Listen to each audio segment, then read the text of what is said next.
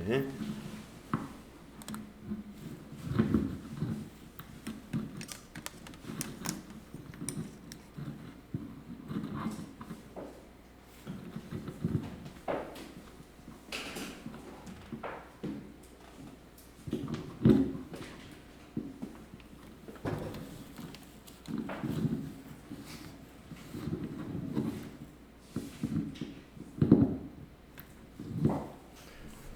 자, 오늘은 1교시 분계 연습하겠습니다. 84번부터 한번 해볼까요? 우리 교재의 411페이지 84번 한번 같이 해보겠습니다. 장기금융상품으로 처리되어 있던 외환은행 정기적금이 금일 만기가 도래하여 원금 500과 이자 100만원 중 원천징수 세액 14만원을 제외한 잔액은 한국은행 보통예금에 대체하였다. 다만 이자 소득에 대한 원천징수 세액은 자산 계정으로 회계 처리한다. 이렇게 되어 있네요. 이제 실제 시험에서는 이제 이거를 정기예금이 해약된 그 영수증이 있죠. 그 영수증을 이제 자료로 이렇게 주고서 정기예금이 만기 해제되고 계좌이체가 어디로 되었다. 이렇게 이제 설명을 그림과 함께 이렇게 주고 있죠. 자, 이런 문제는 이제 이론에서보다는 실무 수행 문제로 잘 나올 수 있습니다. 1년에 한 2번은 나오는데요. TAT 2급에서 주로 나오는 거고요. FAT 1급에도 나올 수 있다고 봐요. FAT 1급에서도 이런 분계는. 자, 정리하면은 정기 적금이 만기가 됐습니다. 그러면 대변에 정기 적금이 가야죠. 그리고 돈이 들어온 것은 보통 예금으로 돈이 들어왔습니다. 그러니까 보통 예금은 차변에 와야 되겠고요. 이자가 100만 원이 발생했습니다. 이자 수익이 대변에 가야 되겠습니다. 이자 수익이. 그리고 그 중에서 14만 원은 원천징수를 당했습니다. 법인이 원천징수할 때는 대변에 예수금으로 기록합니다만은 법인이 원천징수를 당했다 이 말이죠. 외환은행으로부터. 그럴 때는 차변의 자산으로 기록합니다. 그 계정 과목은 선납세금이었죠. 선납세금. 자, 이렇게 정리가 되어야 돼요. 그래서 분계를 쓰자면 이렇게 되는 겁니다. 자, 입력은 순서에 관계없이 차대변 순서에 관계없이 입력을 합니다만은, 자, 이제 노트를 할 때는 이제 차변부터 이렇게 노트를 해야 되니까 차변에 오는 것을 한번 써보면은 차변에 보통예금이 일단 오겠고요. 보통예금은 한국은행 거래고 얼마가 들어왔냐면은 14만 원 빼고 들어왔으니까 600에서 14만 원을 빼면은 586만 원이 들어왔다는 얘기네요. 그리고 아까 말씀드린 대로 법인이 원천징수 당한 것은 선납세금이라는 자산 계정으로 씁니다. 14만 원. 여기 이제 차변 항목이고요. 그 다음에 이제 대변 항목은 정기예금이 만기가 됐으니까 정기예금 가로 열고 거래처는 외환은행이 되는 거고요. 금액은 500짜리가 만기가 됐어요. 원금으로 기록하고 100만 원은 이자 수익이 발생한 거니까 이자 수익을 100만 원으로 인식하면 됩니다. 네, 이런 분계가 되겠습니다.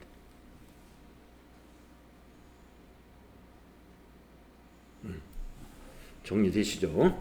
그래서 차변의 600만 원은 두 개가 다 자산이에요. 보통예금도 당좌자산, 선납세금도 당좌자산입니다. 그래서 당좌자산이 증가했고요. 대변은 당좌자산 500만 원 감소하고 당좌자산이 아니죠. 정기적금은 우리가 이것도 당좌자산이에요. 정기적금 1년짜리인지는 모르겠습니다만 1년 연도에 따라서 다르겠네요. 그래서 하여튼 유동자산. 1년 만기라면 이제 유동자산에 해당되는 자산이고 이자 수익은 이제 수익 발생입니다.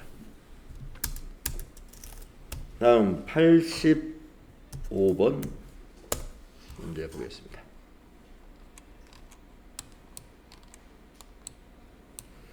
당사는 전월에 주식회사 제1상사에 일시적으로 대여한 자금 500만 원과 자, 일시적으로 대여했다는 것은 잠깐 빌려줬다는 것이죠.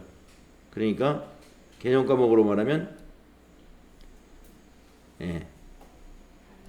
그렇죠. 단기 대여금이다 이런 얘기입니다.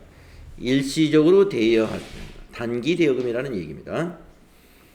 제1상사에 일시적으로 대여한 자금 500만 원과 이에 대한 이자를 합하여 543만 원을 금일 한국은행 보통예금 계좌로 입금을 받았답니다. 단 이자 소득에 대한 원천징수세액은 자산 계정으로 회계 처리한다. 네, 제1상사에서 이자를 줄 때 원천징수를 하고 주었어요. 7만 원. 그러면 아까 말씀드린 대로 요 7만 원은 선납세금인 거고요. 자, 개정 과목을 한번 정리를 해보겠습니다. 차변에 오는 것은 이것도 보통예금입니다. 한국은행으로 돈이 들어왔죠. 얼마가 들었냐면 543만 원이 들었습니다. 543만 원이 보통예금 계좌로 입금을 받았고 7만 원을 원천징수 당했어요. 선납세금이죠. 7만 원. 자, 그리고 빌려주었던 돈은 우리가 빌려줄 때 단기 대여금으로 자산 잡았다가 오늘 받았으니까 대변의 단기 대여금 거래처가 제1상사였고 500만 원을 대변의 기록에서 자산 감소시키면 되겠습니다. 아까 84번에서 대변의 정기예금 기록했던 그 원리하고 똑같아요. 그리고 50만 원은 이자였습니다. 그래서 이자 수익으로 인식합니다.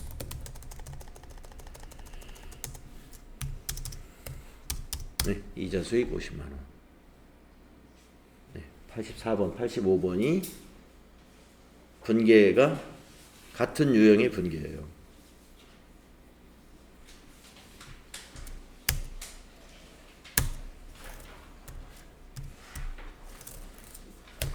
자, 다음은 86번 문제 보겠습니다.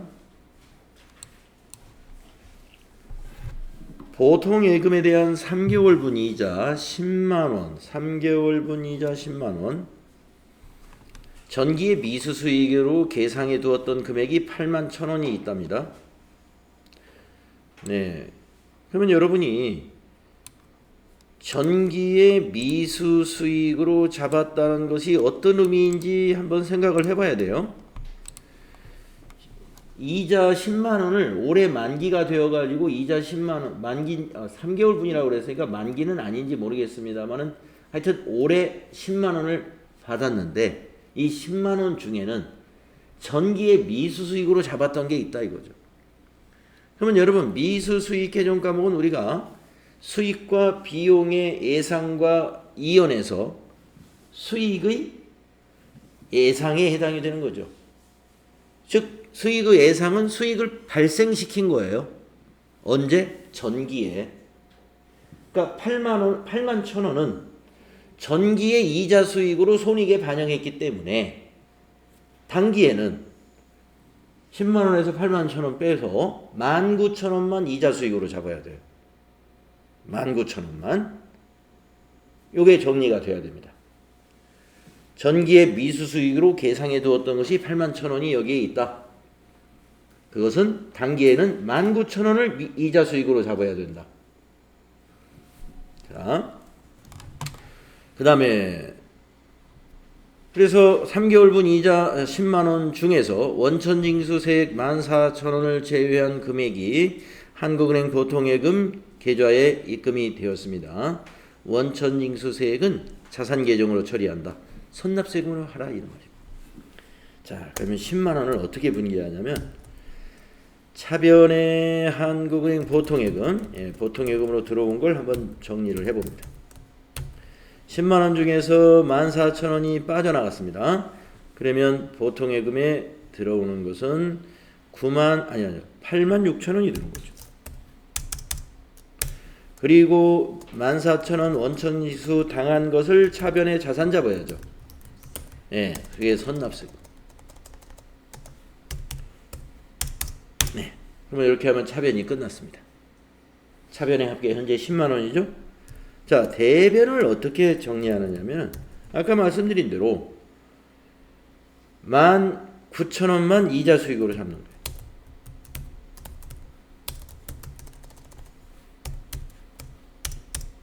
단기에 손익계산서로 가는 이자 수익은 19,000원이 가야 되고, 그러면 나머지는 어떻게 해야 되느냐. 자, 전기에 결산할 때 미수 수익이라고 해서 이걸 자산으로 잡아놨잖아요. 미수 수익 자산 계정이었거든요. 전기 결산 때. 그러면 오늘 이자를 받았기 때문에 이제 미수가 아니라 받았단 말이에요. 그러니까 이거 없어져야 돼요. 네, 미수 수익이 대변에 가서 상계 처리돼야 된다. 없어져야 된다. 그래서 대변에 미수 수익을 지난 결산 때 처리했던 81,000원만큼 자산 감소 시켜줘야 된다. 그래야 정리가 되는 거예요. 차대변 합계가 10만 원으로 똑같죠. 네, 86번 같은 스타일의 문제는 FAT 1급에서는 출제를 한 적은 없습니다. TT급은 여기까지 출제를 합니다. 예. 이자에 관한 거에 대해서 전기에 결산분계했던 것을 감안해 가지고 정기예금이 만기가 되는 걸로 이렇게 문제를 낸단 말이에요. 그러면 이번에 정기예금이 이번 회계년도에 만기가 돼 가지고 원금 얼마하고 이자 얼마를 받았어요. 근데 그 이자 중에는 전기의 수익으로 인식해 전기의 기간 경과분에 대해서 수익을 예상시킨 지금 여기서 말하는 미수수익. 미수수익이 얼마 잡혀 있는 거예요. 그 부분을 이렇게 정리해야 됩니다.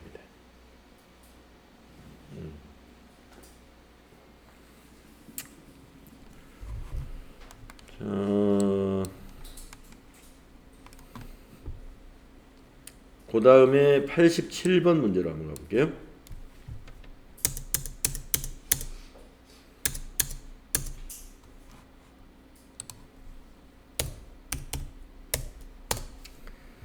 대표이사 최민철로부터 시가 1억 원의 건물을 증여받았다. 우리가 이것을 자산 수중 이익이라고 그래요. 증여받았어요. 증여받은 것은 우리가 자산 수중 이익이라고 하는 영업의 수익으로 인식을 하면 됩니다. 차변에 오는 것은 건물을 증여받았으면 건물, 토지를 증여받았으면 토지가 되는 거죠. 그런데 소유권을 이전하는데 500만 원의 현금이 나갔습니다. 취득세로 500만 원이. 그러면 취득원가로 봐야 됩니다. 건물의 취득원가. 자, 그래서 정리를 어떻게 하느냐. 차변에 건물을 받았잖아요. 시가로 인식해야 되고요. 시가로. 그런데 취득세가 들어갔으니까 취득원가에 포함시킵니다. 1억 500만. 1억 500만 원. 자, 대변은 자산 수중이익으로 인식한다고 그랬죠. 자산 수중이익은 영업의 수익 계정 과목이죠. 자산 수중이익은 1억 원입니다. 시가로 수익으로 잡고요. 500만 원은 취득세를 현금으로 납부했기 때문에 대변에 현금이 500만 원이 되겠죠.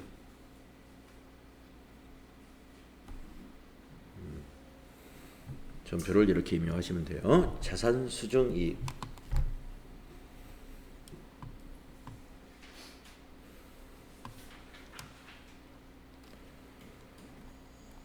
자, 그다음에 88번 문제 보겠습니다.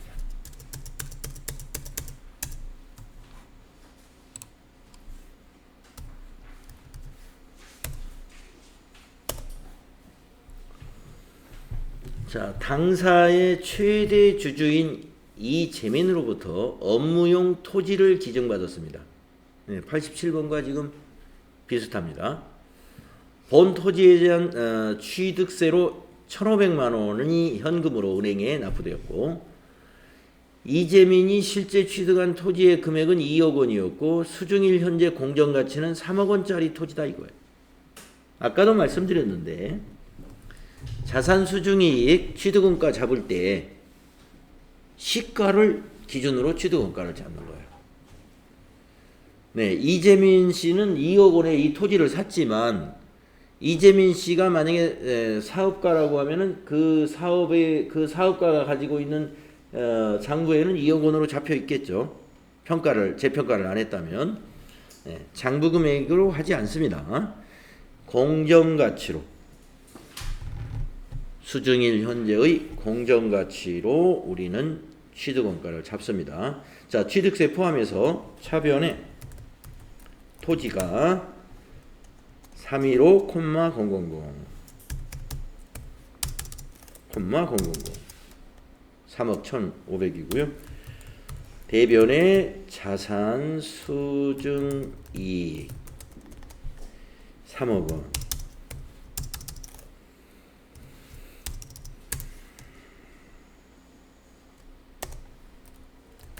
현금이 1,500원.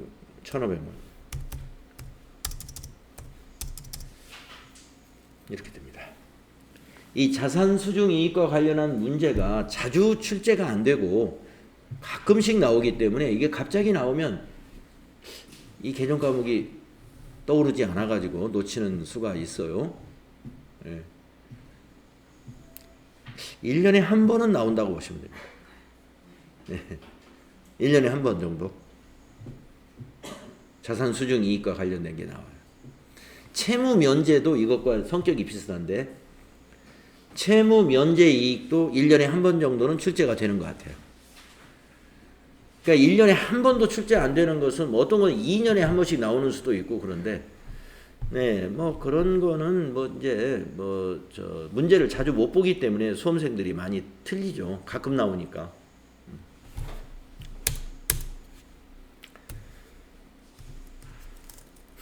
다음에 89번 문제 보겠습니다.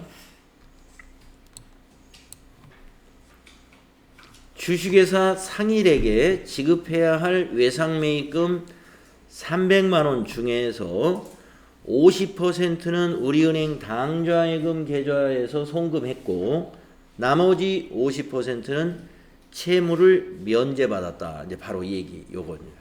이 나머지 50%가 채무 면제 이익이라고 하는 영업의 수익 계정입니다. 이것도.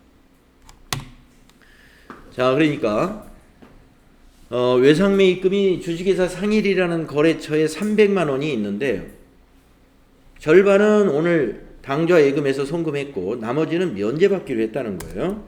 그러면 차변에 오는 부채 감소는 300만 원이에요. 외상매입금 거래처 상일에 300만 원이라는 부채가 차변에서 감소하고 대변에 가는 자산 감소는 당좌 예금이고요. 거래처는 우리은행이고 그것이 150만 원. 50%니까 나머지 50%는 수익을 발생시킵니다. 채무 면제 이익 150만 원.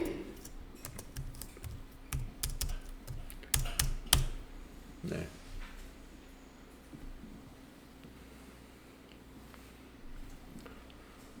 자산 수중이익, 채무 면제이익 모두 영업의 수익 개정 과목에 해당이 됩니다.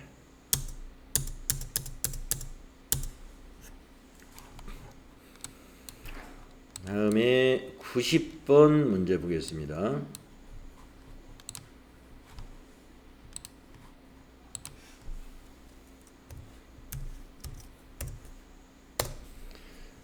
보유 중인 길동상사의 주식에 대해서 150만 원의 중간 배당이 결정되어서 한국은행 보통예금에 입금이 됐습니다. 원천세, 여기서 원천세는 이제 배당 소득에 대한 원천징수가 있었을 텐데 그거는 그냥 없는 걸로 하자. 예.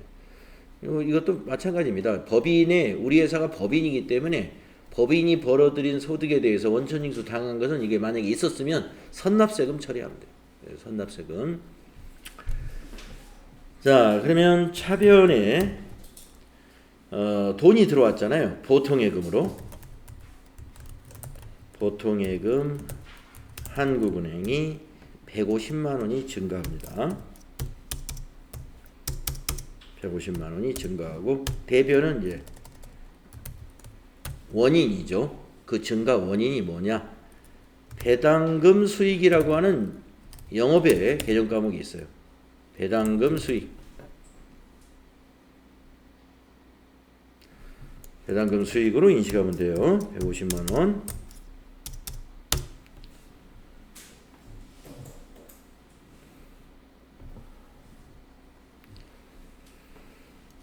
다음에 91번 문제 보겠습니다.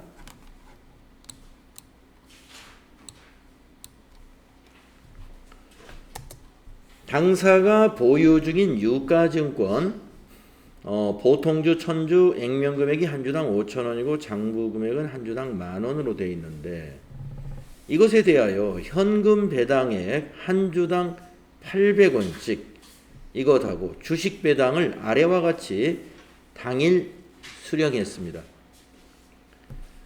아래와 같이 아래 내용이 뭐냐면 현금 80만원 받았고요. 그러면 차변에 현금이 오고 대변에는 배당금 수익이죠. 주식 배당을 100주를 받았습니다. 주식 배당 100주. 이거는 분개를 안 해요. 주식을 배당받은 회사는 분개사항이 없습니다. 왜 없느냐 하면은 자, 주식 배당이라 하는 것은요. 주식을 그냥 주는 거예요. 우리가 자산을 그러니까 현금이나 이게 돈을 주고 매입을 한 것이 아니라 주식을 그냥 받은 거예요. 주식을 그냥. 그러면은 우리는 이 수량, 우리 이제 주식을 관리하는 장부에 그 수량만 100주를 늘려주면 돼요. 수량만. 금액은 고치질 않습니다. 그러면 어떻게 됩니까? 우리가 보유하고 있는 주식의 매입 단가가 떨어지는 거예요. 매입 단가가 수량만 늘려놨잖아요. 금액은 그대로 있는데 그러면 어떻게 해요? 평균 단가를 구해보면 금액은 그대로인데 수량을 늘리면 매입 단가가 떨어져 있죠. 언제 이것을 회계 처리를 하냐면 그 주식을 처분할 때 이익이 많이 나게 돼 있죠. 매입 단가가 떨어졌으니까.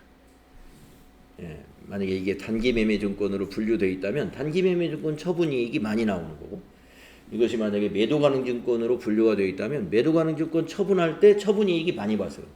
그때 회사의 회계에 영향을 회사의 재무 상태에 영향을 주는 거예요. 손익에 영향을 주고. 그래서 주식 배당을 받은 회사는 회계 처리를 하지 않습니다. 현금 배당은 회계 처리합니다. 왜냐하면 현금 돈이 들어왔잖아요. 자산 증가했죠. 그럼 주식을 받았으니까 자산 증가하지 않았느냐? 돈을 주고 사지 않았죠. 수량만 늘어났어요. 그래서 회계 처리하지 않는다. 자, 그래서 이건 분개를 80만 원만 분개합니다. 차변에 현금이 80만 원 들어왔고요. 현금으로 들어왔나요? 어디? 네, 현금으로. 네. 차변에 현금이 80만 원 들어왔고요. 대변에는 이걸 배당금 수익 이렇게 영업의 수익으로 인식하면 됩니다.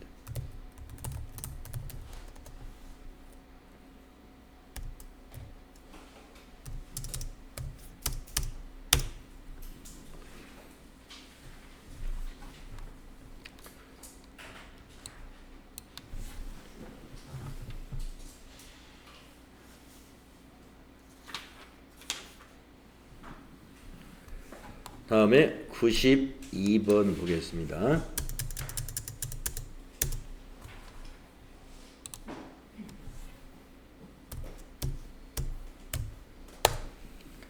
본사 건물에 대해 전년도에 납부한 전기요금 중 과오 납부한 금액인 20만 원이 당사 한국은행 보통예금으로 입금이 되어 오류를 수정했습니다. 중대한 오류가 아니다. 자, 중대한 오류가 아닐 때는 단기의 수익인 그 전기 오류 수정 손익으로 정리를 하면 됩니다. 그러면 이건 어떤 거냐면은 보통예금에 입금이 됐는데 전기요금을 너무 많이 냈어요. 그래서 이거는 수익으로 잡습니다. 어떤 수익으로 잡느냐? 자, 차변의 보통예금 한국은행으로 20만원 자산 증가했고요. 대변에 전기 오류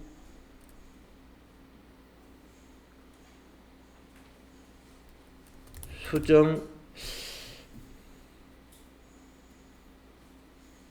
이익 20만원.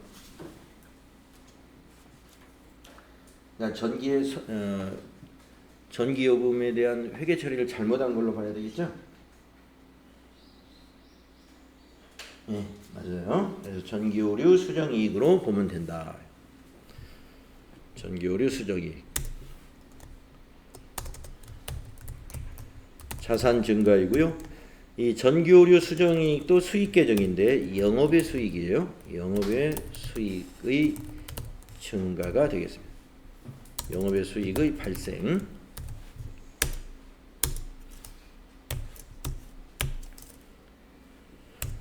자, 93번 문제 보겠습니다.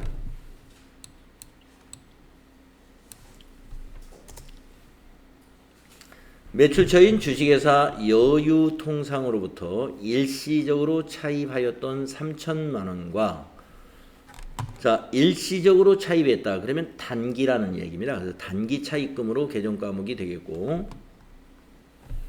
이에 대한 이자 200만 원 중에 이자 소득에 대한 원천징수세액 50만 원을 차감한 전액을 한국은행 보통예금 계좌에서 송금하여 상환했다 이겁니다. 자, 우리 법인이 원천징수를 했죠. 이거는 50만 원을. 그래서 이거는 예수금으로 잡으면 되겠습니다. 자, 부채가 감소한 부분을 먼저 차변에 기록하겠습니다. 차변에 단기 차입금. 거래처는 여유통상 거고요. 금액은 3천만 원. 만큼 부채가 감소하죠. 그리고 200만 원은 이제 이자 비용이 발생한 거예요. 그래서 차변에 이자 비용이라는 영업의 비용이 200만 원 발생합니다.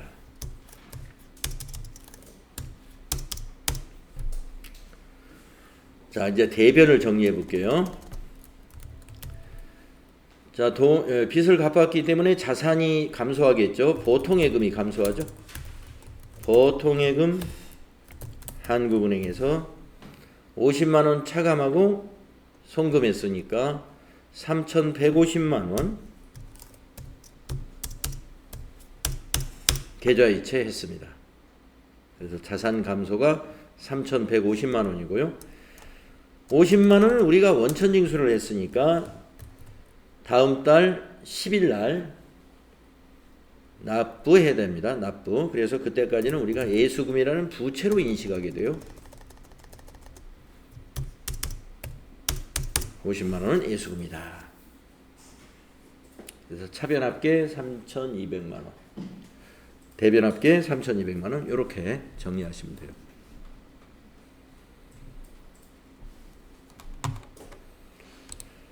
자, 94번 문제 보겠습니다.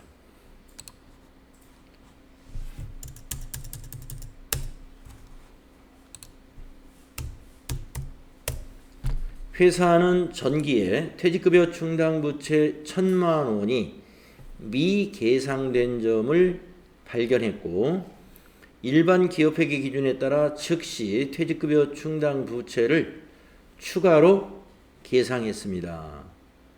그러니까 이건 전기의 퇴직급여로 봐야 되는데 전기에 이것을 계상하지 않아서 단기의 퇴직급여 충당부채를 단기에 즉시 추가 계상했습니다.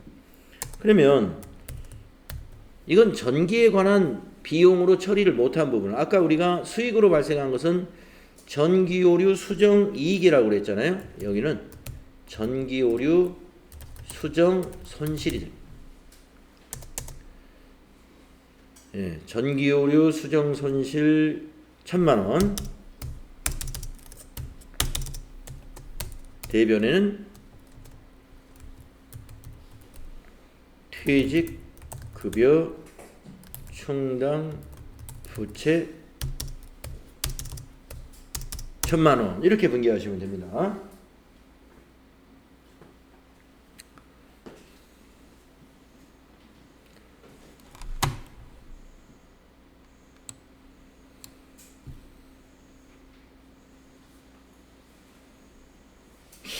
그래서 이제 만약에 그러면은 중대한 오류가 여기서는 아니다라고 했는데 문제에서 중대한 오류다라고 했을 때는 어떻게 분기를 해야 되느냐, 그걸 한번 생각을 해볼게요.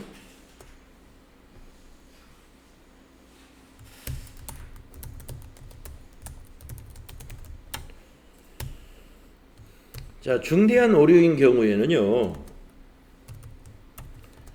전기 재무제표를 수정해야 됩니다. 전기 재무제표를. 그러니까 전기 재무제표를 고쳐가야 돼요. 네. 그래서 전기 재무제표를 고치게 되면 어떻게 될까요? 퇴직급여가 발생하죠. 전기에 이제 차변에 퇴직급여 해가지고 손익계산서도 달라져요. 손익계산서에서 당기순이익이 1,000만 원 줄을 거예요. 전기에 퇴직급여 1,000만 원, 대변에 퇴직급여 충당부채. 네. 이렇게 잡을 겁니다. 그러면은 우리는 이제 단기에는 어떤 영향을 주게 되냐면은 차변에서 단기에 이제 오류가 있는 상태로 단기 재무제표로 2월이 되어 있잖아요. 그래서 이걸 고쳐줘야 돼요. 자, 전기 거는 고쳤으니까 이제 단기 거를 고치는 방법.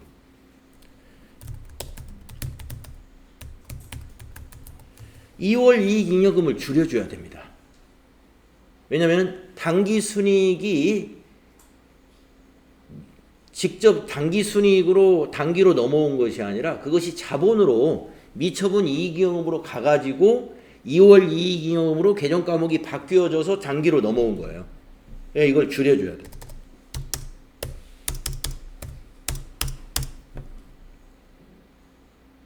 그러면 이제 단기 순이익이 수정이 된 거예요. 전기 거의 단기 순이익이 자본으로 바뀌었기 때문에 자본에서 빼준 거고, 또 부채 증가시켜줘야 되죠.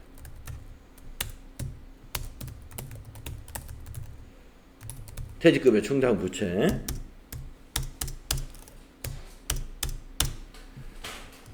그래서 이것이 중대한 오류다 그러면은 단기의 수정 분계는 이렇게 해주면 돼요. 중대한 오류다 그러면 2월 이익잉여금을 고친다고 생각하시면, 그게 손익에 영향을 주는 거면.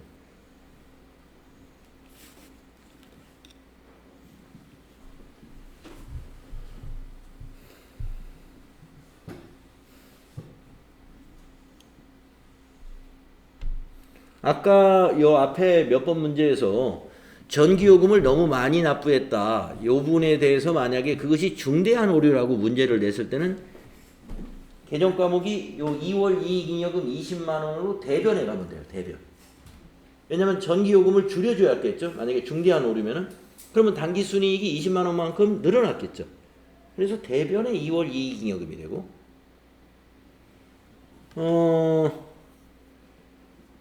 차변에는 뭐가 와야 될까요? 보통예금으로 자산이 증가해야죠.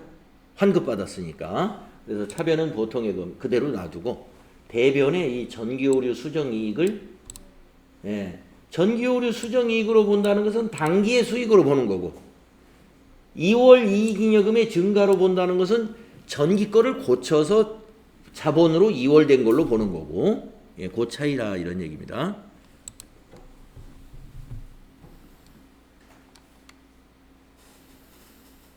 네. 그래서 중대한 오류다 그러면 전기오류 수정 손실이나 전기오류 수정 이익 대신에 2월 이익잉여금으로 고치면 된다. 개정과목만 요거로 바꾸면 그게 중대한 오류로 중대한 오류를 수정한 결과가 돼요.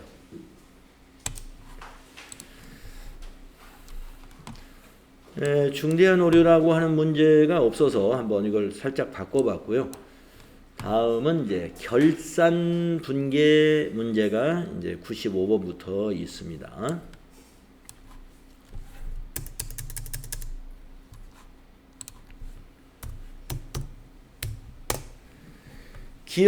영업부에서 홍보차 회사 로고가 새겨진 볼펜을 구입하고서 광고 선전비로 계상하였으나 기말 현재 미사용된 금액 130만 원을 자산으로 소모품으로 대체를 하기로 했다.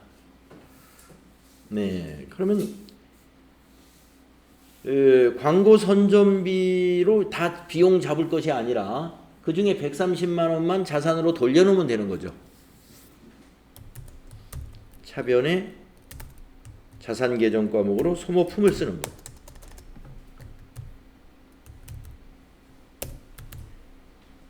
(130만원) 재고자산의 증가. 대변에 여기서는 소모품비가 아니라 광고 선전비가 되어야 됩니다.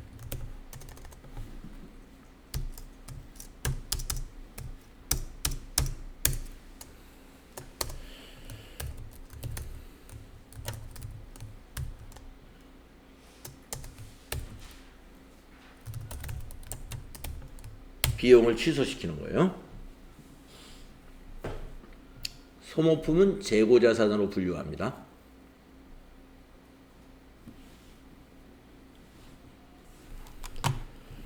다음에 96번 분계 한번 해보겠습니다.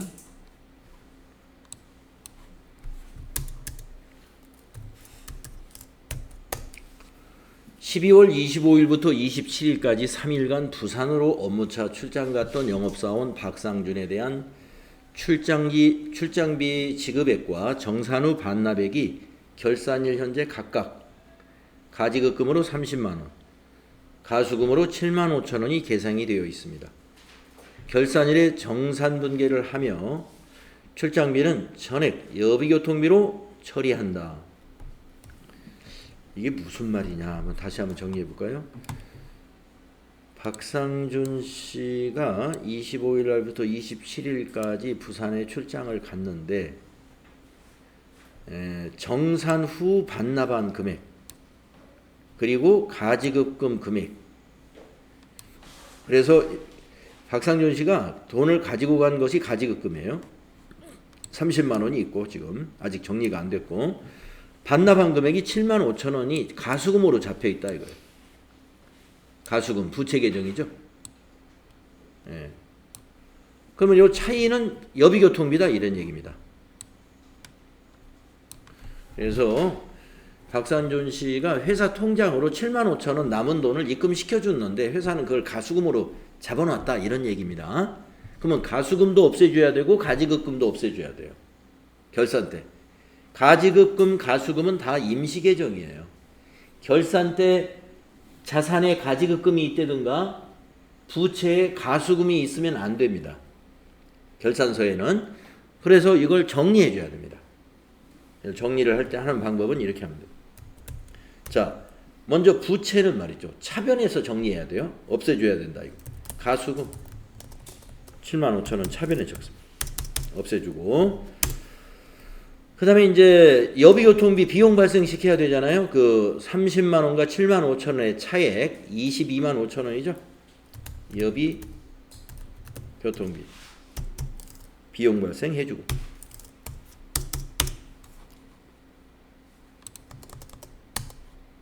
그러면 이제 차변 합계가 30만 원이지 않습니까? 대변에 그렇죠. 가지급금 박상준 코드 걸어줘야 되고, 네, 30만 원. 여기서는 걸어야 할 때도 있고 걸을 수 없는 경우도 있습니다. 예. 그렇습니다. 가지급금은 이게 회사가 지급할 때 반드시 그 사원별로 가지급금을 관리해야 되니까 이건 분명히 정리가 된 건데, 가수금은 누구한테 입금된 것인지 밝혀진 거라면 거래처 관리를 할 수 있지만 가수금의 일부는 누구에게 입금된지도 모를 수가 있어요. 그럴 때는 거래처를 안 만들어 놓거든요. 그래서 이거는 가수금은 거래처가 있어야 될 때도 있고 없어야 될 수도 있다. 지금 요 설명만 가지고는 판단이 안 서요. 만약에 박상준의 가수금 뭐 이렇게 좀 명시를 해줬으면 이건 거래처 분명히 박상준 넣어야 됩니다. 그래서 지금 알 수가 없네요. 넣어줘야 될지 말아야 될지. 그래서 비워놨는데 그렇게 이해하시면 됩니다. 다음에 97번을 보겠습니다. 장부상 현금보다 실제 현금이 부족하여 현금 과부족 계정으로 처리해 두었던 금액 4만원 중에서 32,000원은 판매 직원의 시내 교통비가 누락분으로 밝혀졌습니다. 잔액은 업무상 사용이 되었으나 결산일까지는 그 내역을 알 수가 없는 상황이다. 사용은 됐는데 내용을 모른다 그러면 잡손실 잡으면 돼요. 잡손실. 네. 자, 그래서 이게 무슨 얘기냐면은 현금이 어느 날 부족했다 이거예요. 현금이 부족했을 때는 대변에 현금을 적었을 것이고 이 현금 과부족을 차변에 적는단 말이에요. 현금이 부족했다 그러면 장부에서 현금을 이렇게 줄여줘야 됩니다. 그래서 부족한 시점의 분계가 뭐냐면 대변의 현금, 차변은 아직 원인을 모르니까 그 당시에 현금 과부족이라고 이게 해놨을 거예요. 그런데 이제 밝혀졌습니다.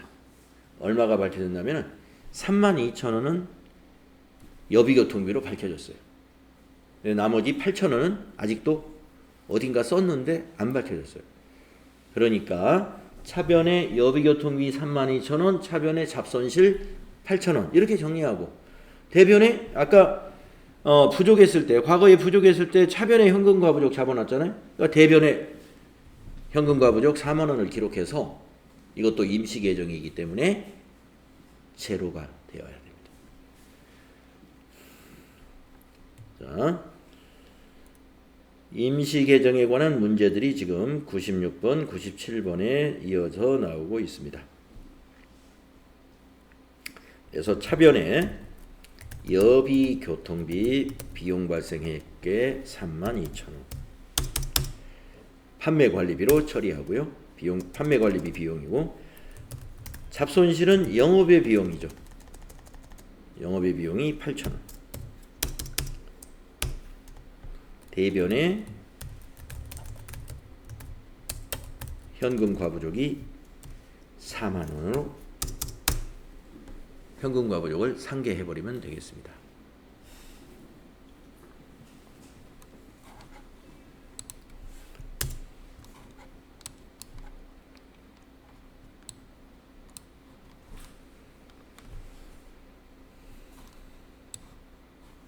자, 98번까지만 하겠습니다.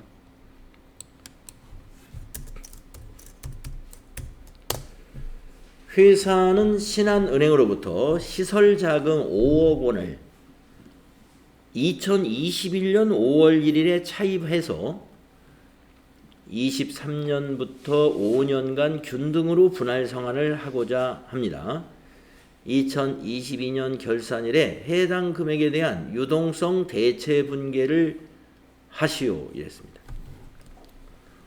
자, 작년에 5천만 원을 은행에서 장기 차입금으로 빌렸다 이 말입니다. 5년 동안 균등 상환을 할 거로 빌렸으니까 장기 차입금이죠. 그런데 작년 5월 달에 빌렸고 이것을 내년부터 지금은 이제 2022년도로 우리가 22년도 회계 처리를 하는 거니까 23년도면 내년이죠. 내년부터 5년간 균등으로 분할 상환할 거라 이런 의미입니다. 그러면은 5억 원을 5년간 균등 상환하니까 1년에 1억 원씩입니다. 그러니까 내년에 1억 원은 갚아야 된다 이런 의미. 그러면 22년 결산 때 유동성 대체 분계를 할 때 해당되는 금액은 1억 원이다. 맞죠? 1억 원만 유동성 대체 분계를 하면 됩니다. 그래서 유동성 대체 분계 여러분 아시죠? 차변의 장기 차입금 신한은행 거 이거를 1억 원만 감소시켜요. 이게 비유동 부채죠. 비유동 부채를 감소시키고 대변의 유동성 장기부채 개념 과목 아시죠? 유동성 장기부채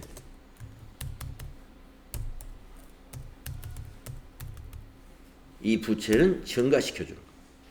유동성 장기부채는 유동부채에 해당이 됩니다. 유동부채는 증가시킨다. 비유동부채에서 줄여가지고 유동부채로 옮겨주는 거예요. 이것을 우리가 유동성 대체 분계라고 합니다. 그래서 유용한 회계 처리를 하기 위해서 회계정보 이용자에게 유동부채를 정확히 알려주기 위해서 이렇게 유동성 대체 분계가 필요한 것이죠. 네, 이 시간은 여기 98번까지 우리 분계 연습 해봤습니다. 네.